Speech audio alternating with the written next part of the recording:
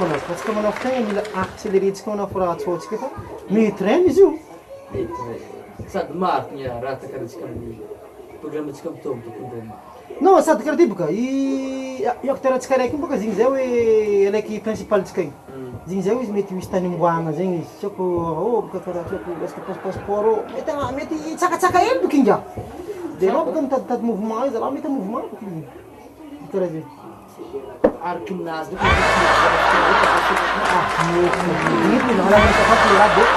nazy tokony atao fary izy alefatsika lolo nazy mitatsika toa. Tara fandamindratsika. So tara fandeha.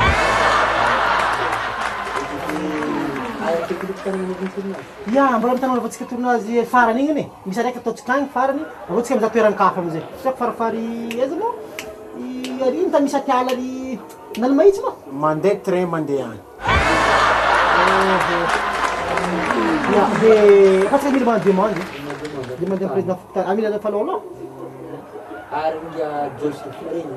I Jos fa courant. Mila volagny minga. Fa courant nga. Karaha fagnaza zigny. Dika fa kontaktia. Zegny ika magnano zegny fa milamindaminy. Fô tokony mandeha train. Hipika za zigny. Anao matsisy tadamana fa ty zara. Hey, izay nagnantso anao avy tagny tsy? Le raha tokony mandeha train.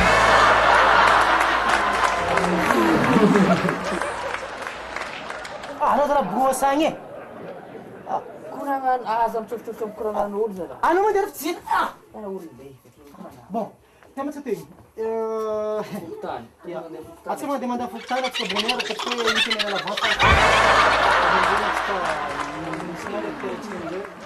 Mandeha train.